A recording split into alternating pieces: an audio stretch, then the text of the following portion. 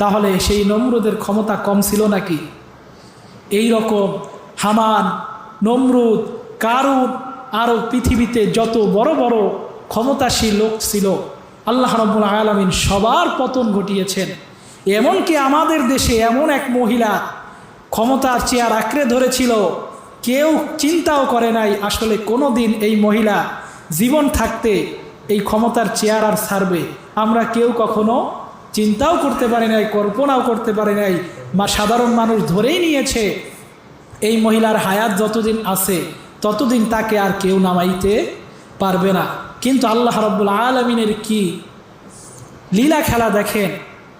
সামান্য একেবারে অবুঝ বলা যায় এই রকম কিছু সন্তানদের কারণে, এই রকম কিছু বাচ্চা মানুষদের একটা পদক্ষেপ নেওয়ার কারণে, তাদের জীবন দেওয়ার বিনিময়ে আল্লাহ রাব্বুল আলামিন তার পতন পর্যন্ত ঘটিয়েছেন।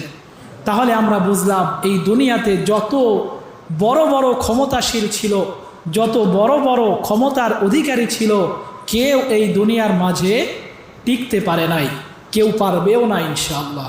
তাহলে যেই আল্লাহ রাব্বুল আলামিনের সামনে এত বড় বড় মানুষটা টিকতে পারলো না, আপনি আমি সেখানে কি? আপনার আমারও মৃত্যুবরণ করতে হবে, আল্লাহ রাব্বুল আলামিনের সামনে দাঁড়াতে হবে।